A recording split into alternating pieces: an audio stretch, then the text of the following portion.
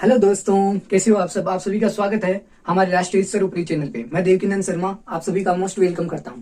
देखो, मैंने छोटा सा टॉपिक सिलेक्ट किया है। वो टॉपिक कौन सा? देखो, भारतीय संविधान मैंने करवाया था, उसके बाद में मैं लेके आया हूँ महत्वपूर्ण अनुच्छेद, अनुसूचियां और देसी रियासतों का विलय भारत के अंदर कैसे हुआ था। तो ये छोटा सा टॉपिक है, 10 मिनट का ये पढ़ेंगे। और उससे पहले मैं संविधान का थोड़ा सा आपको रिवीजन करवा देता हूँ। देखो, भारतीय संविधान आया था कैबिनेट मिशन के तहत। कैबिनेट मिशन के 3 सदस्य थे, पैट्रिक लॉरेंस, एलेक्जेंडर और स्टेफर्ड क्रिप्स। और मैंने आपको शॉर्ट ट्रिक भी वीडियो अंदर बताई है। फिर बात करते हैं, जो प्रारूप समिति थी उसके 7 सदस्य थे और उनका अध्यक्ष कौन थे? भीमराव अंबेडकर। फिर भीमराव अंबेडकर की बात करते हैं तो भीमराव अंबेडकर जी का जो भारत की स्वतंत्रता थी उससे पहले निर्वाचन कहां से हुआ था? तो वो था पश्चिमी बंगाल से, कोलकाता से। और अगर 1% ये भी पूछा जाता है कि भीमराव अंबेडकर जी का स्वतंत्रता के बाद कहां से निर्वाचन हुआ, तो वो हुआ था मुंबई के अंदर। तो ये चीज हो गई भीमराव अम्बेडकर जी से। और इसके अंदर जो टीटी कृष्णाचारी है वो डीपी खेतान के मृत्यु के बाद उनको बनाया गया था सदस्य। फिर बात आती है छोटी सी और, जैसे भारतीय संविधान के जो अध्यक्ष थे, उन अस्थायी अध्यक्ष कौन थे? तो वो कौन थे? डॉक्टर सच्चिदानंद सिन्हा को बनाया गया था, जो कि काफी बुजुर्ग सदस्य थे। फिर बात आती है जो स्थायी अध्यक्ष कौन थे? तो डॉक्टर राजेंद्र प्रसाद को स्थायी अध्यक्ष संविधान सभा का बनाया गया था। फिर बात आती है संविधान सभा पे बहस कितने दिन चली और कितना टाइम इसको लगा? तो देखो, 2 साल 12 महीने 18 दिन इसको 11 महीने 2 साल 11 महीने 18 दिन संविधान को तैयार होने में लगा था। टोटल 63,96,000, लगभग ऑलमोस्ट 64 लाख का इसके अंदर खर्चा आया था रुपयों का। तो ये छोटी मोटी बातें हैं संविधान से रिलेटेड। तो ये मैंने वीडियो बनाया है, उसमें आप देख सकते हो, बहुत ही शानदार वीडियो बनाया है 10 मिनट का। तो अब देखो, बात करेंगे हम महत्वपूर्ण अनुसूचियां, अनुच्छेद और देसी रियासतों के बारे में। तो देखो, पूरी अनुसूचियां अभी कितनी है वर्तमान में? अभी 12 है। क्या है? टोटल अनुसूचियां 12 है, लेकिन पहले कितनी थी अनुसूचियां? 8 अनुसूचियां थी। फिर बात करते हैं अनुच्छेद, तो कितनी है? 395 अभी वर्तमान में अनुच्छेद है। फिर बात करते हैं देसी रियासतों का विलय, मोस्ट बनता है ये क्वेश्चन। इनमें 3 चीजें आपको याद रखनी है। पहली तो जूनागढ़ रियासत, फर्स्ट ऑफ ऑल जूनागढ़ रियासत। इसको किसके द्वारा विलय किया गया भारत के अंदर? तो जनमत संग्रह के द्वारा, जनमत संग्रह के द्वारा। सब लोगों का क्या किया गया? वोट लिया गया और उसको जनमत संग्रह के द्वारा भारत के अंदर विलय किया गया। फिर आती है हैदराबाद रियासत, ये मोस्ट है। हैदराबाद रियासत को ऑपरेशन पोलो के द्वारा कब किया गया स्टार्ट? 1948 के अंदर। और इसको पुलिस कार्रवाई या पुलिस प्रशासन के द्वारा इसको विलय किया गया, पुलिस कार्रवाई के द्वारा, पुलिस कार्रवाई द्वारा इसको भारत के अंदर विलय किया गया। फिर आती है जम्मू कश्मीर, हमारा जम्मू और कश्मीर। इनको किन के द्वारा? तो हस्ताक्षरण के द्वारा, विलय पत्र पर हस्ताक्षर, विलय पत्र पर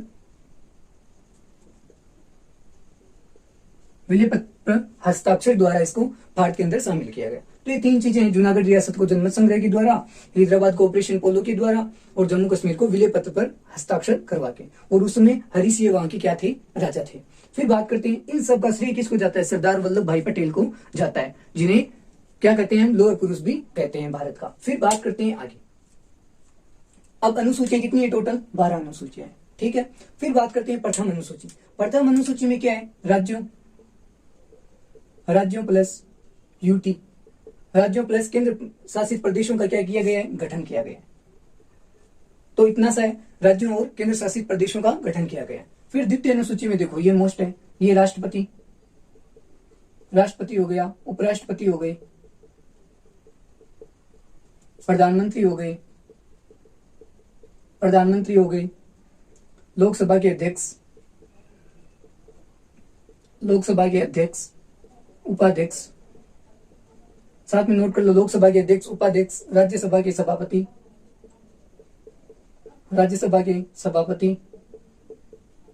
उपसभापति, सुप्रीम कोर्ट के जज यानी न्यायाधीश। तो इनमें क्या है? देखो, राष्ट्रपति, उपराष्ट्रपति, प्रधानमंत्री, लोकसभा के अध्यक्ष, उपाध्यक्ष, राज्यसभा के सभापति, उपसभापति, और जो सुप्रीम कोर्ट के न्यायाधीश है, और जो उच्च न्यायालय के न्यायाधीश होते हैं, उनके वेतन भत्ते दिए जाते हैं। क्या दिए जाते हैं? इनके अंदर वेतन और भत्तों का प्रावधान किया गया है। भत्तों का प्रावधान किसमें? द्वितीय अनुसूची में प्रावधान किया गया। फिर तृतीय अनुसूची में इन सब की क्या होती है? शपथ दिलाई जाती है उनको। तृतीय अनुसूची में सब जो राजनेता होते हैं उनको शपथ दिलाई जाती है, नेताओं की शपथ का प्रावधान है। फिर बात करते हैं चौथी की। देखो जो मोस्ट है वो मैं खुद करवा रहा हूं आपको। चौथी क्या है, संघ और राज्यों का राज्यसभा में प्रतिनिधित्व करना, ये किसमें है, चौथी अनुसूची के अंदर बताया गया है। फिर बात करते हैं पांचवी अनुसूची में। तो देखो अनुसूचित जाति और जनजाति को क्या है, जो प्रशासनिक दृष्टि से उनको पांचवी अनुसूची में रखा गया है, तो उनकी प्रशासन की जो व्यवस्था होती है वो पांचवी अनुसूची में।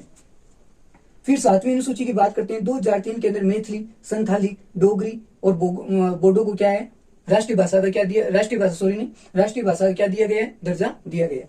फिर बात करते हैं आगे 11वां संविधान संशोधन। 11वां संविधान संशोधन 1992 के अंदर हुआ था। इसमें किसको दिया गया, नेपाली, मणिपुरी और कोंकणी, इनको क्या दिया गया, राजभाषा का दर्जा दिया गया। तो ये सारी क्या है, राजभाषाओं का दर्जा दिया गया है। 2003 के अंदर मैथिली, संथाली, डोगरी और बोडो को क्या दिया गया था, राजभाषा का दर्जा। 11वां संविधान संशोधन 1992 के अंदर हुआ था। नेपाली, मणिपुरी और कोंकणी को राजभाषा का दर्जा दिया गया। तो ये मोस्ट है, ये 11वां संविधान संशोधन आपसे पूछा जाता है।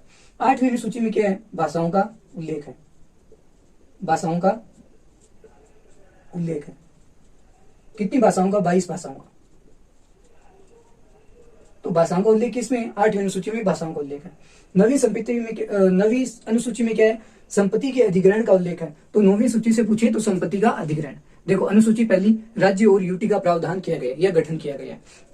फिर बात आती है दूसरी अनुसूची में राष्ट्रपति, उपराष्ट्रपति, जो लोकसभा के अध्यक्ष, उपाध्यक्ष, राज्यसभा के उपसभापति, सभापति और इन सब का क्या है, वेतन और भत्ते इनके हैं। तीसरे में उनकी शपथ है। चौथी में बात करते हैं संघ और राज्यों का राज्यसभा में प्रतिनिधित्व मंडल है।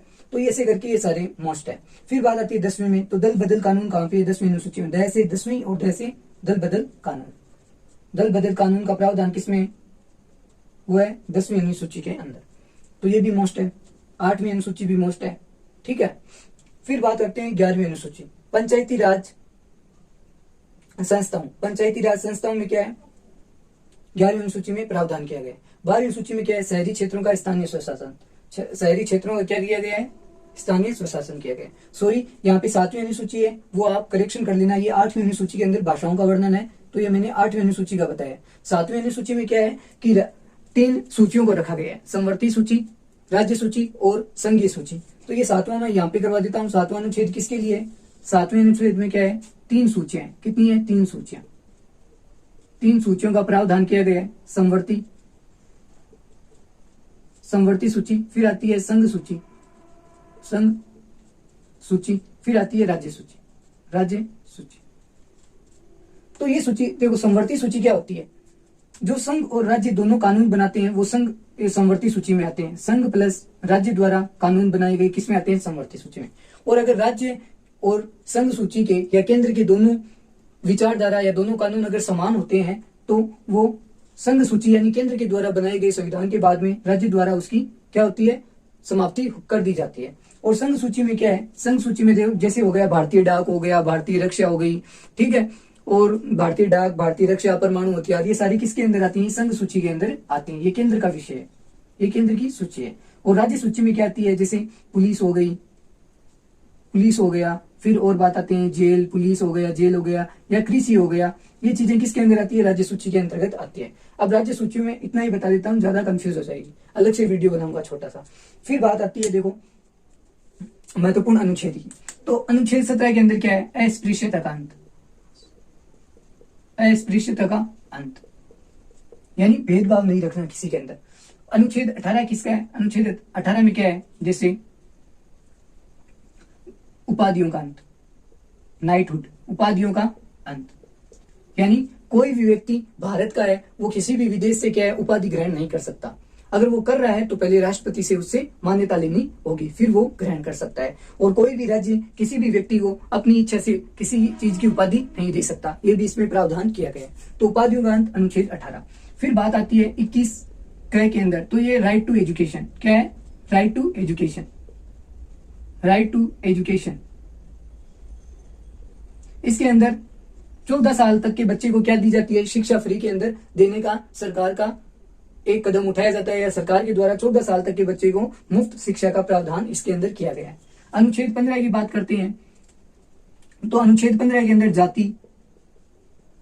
जाति धर्म ऊंच नीच, जाति धर्म ऊंच नीच के द्वारा या किसी के धर्म को आघात पहुंचाना, ये अनुच्छेद 15 के अंदर ऐसा कहा है कि किसी भी जाति धर्म किसी भी चीज का अपमान नहीं किया जा सकता, सभी को समान माना जाएगा, समान माना जाएगा, सभी धर्मों को समान माना जाएगा। 73 क्या है, अनुच्छेद 73 के अंदर पंचायती राज व्यवस्था, पंचायती राज व्यवस्था और कब किया गया था, बलवंत राय मेहता समिति पंचायती राज व्यवस्था से संबंधित है। फिर बात करते हैं अनुच्छेद 50, तो इसके अंदर क्या है, इंटरनेशनल पीस, अंतरराष्ट्रीय शांति, अंतरराष्ट्रीय शांति किसके अंदर है, अनुच्छेद 50 के अंदर। फिर बात आती है 51 के अंदर, 51 में क्या है, 51 के अंदर क्या है, तो न्यायपालिका है, न्यायपालिका के अंदर क्या है, शक्ति विभाजन का पृथक्करण किया गया है, न्यायपालिका का शक्ति विभाजन किया गया है, तो ये भी आप नोट कर लो। और एक चीज मैं आपको बताना भूल गया, जो दिल्ली है, दिल्ली को यूटी यानी दिल्ली को राजधानी किसके द्वारा बनाया गया है, किस प्रावधान, कौन सा प्रावधान किया गया है, तो 69वां संविधान संशोधन, 69वां संविधान संशोधन के द्वारा दिल्ली को राष्ट्रीय राजधानी बनाया गया है, ये भी आप नोट कर लो। ये किससे रिलेटेड है, दिल्ली से रिलेटेड, ये भी काफी बार पूछा जाता है, 69वां संविधान संशोधन। फिर आते हैं अनुच्छेद 351, तो ये किससे संबंधित है, ये राष्ट्रीय आपात से संबंधित है, किससे संबंधित, सॉरी यहाँ पे अनुच्छेद 351, ये आप अभी कमेंट में आप मेरे को बताओ, थोड़ा याद नहीं आ रहा है। 368 किससे संबंधित है, तो ये संविधान संशोधन से, संविधान संशोधन से कौन सा है, 368, ठीक है, इंडियन कॉन्स्टिट्यूशन अमेंडमेंट 368 के अंदर है, 368 के अंदर। अनुच्छेद 75 किसमें, इसमें प्रधानमंत्री से संबंधित, प्रधानमंत्री की नियुक्ति से संबंधित है। इसमें कहा गया है कि भारत का एक प्रधानमंत्री होगा जिसकी नियुक्ति कौन करता है, जिसकी नियुक्ति राष्ट्रपति के द्वारा की जाती है, तो ये भी आप नोट डाउन कर लो। फिर आती है वित्त आयोग, भारत के अंदर वित्त आयोग कौन से अनुच्छेद के अंदर आता है, तो वो आता है 280 के अंदर, किसके अंदर आता है, 280 के अंदर, ये भी काफी बार पूछा गया है। लोकसभा के कौन से अनुच्छेद के अंतर्गत आता है, तो लोकसभा आएगा 81 के अंतर्गत। और राज्यसभा की बात करते हैं, राज्यसभा को क्या कहा जाता है, उच्च सदन कहा जाता है, ये 80 के अंदर आता है। और बात करते हैं हमारे जो पार्लियामेंट्री सिस्टम है वो कौन से अनुच्छेद में आता है, तो पार्लियामेंट्री सिस्टम यानी संसद आता है, ये भी नोट कर लो 79 के अंदर, तो ये चीजें आप नोट कर लो। फिर बात आती है राष्ट्रीय आपात, तो राष्ट्रीय आपात कब घोषित किया जाता है, राष्ट्रीय आपात 352, राष्ट्रीय आपात किसमें, 352 के अंदर। फिर आती है आर्टिकल 370 और 75A यानी 35A, तो इसमें जम्मू कश्मीर में जो दोहरी नागरिकता थी, जो दोहरा फ्लैग था, यानी दो वहां के अलग अलग झंडे थे और किसी अन्य को पाकिस्तानी को नागरिकता दी जाती थी, तो ये जम्मू कश्मीर से संबंधित है, जम्मू कश्मीर से। और इसको कब हटाया गया, तो 239 यानी अनुच्छेद 239 239A के द्वारा इसको हटाया गया और इसको विधानसभा युक्त पुदुचेरी की भांति इसको क्या बना दिया गया, अभी केंद्र शासित प्रदेश बना दिया गया है, केंद्र शासित प्रदेश बनाया गया है, तो ये चीज आप नोट कर लो। ये विधानसभा, जैसे विधानसभा के द्वारा किसको बनाया गया था, पुदुचेरी को केंद्र शासित प्रदेश बनाया गया था, उसी प्रकार से अनुच्छेद 239A के तहत जम्मू कश्मीर को भी भारत के अंदर विलय करके केंद्र शासित प्रदेश के अंदर शामिल किया गया। धन विधेयक की बात करते हैं, मनी बिल, तो मनी बिल किसके अंदर आता है, अनुच्छेद 110 के अंदर धन विधेयक का प्रावधान किया गया। तो मैंने देखो मोस्ट आपको अनुच्छेद करवाए, फिर भी मैं और भी अनुच्छेद आपको करवाने वाला हूँ, तो ये आप नोट कर लो। एक मैं यहाँ पे साइड में खड़ा हो जाता हूँ, आप स्क्रीनशॉट भी ले सकते हो।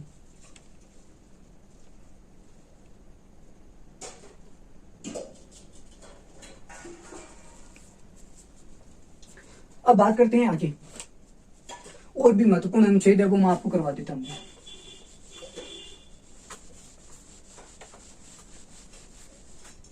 देखो अनुच्छेद की बात करते हैं तो अनुच्छेद 52 में क्या है, राष्ट्रपति, कि भारत का एक राष्ट्रपति होगा 52।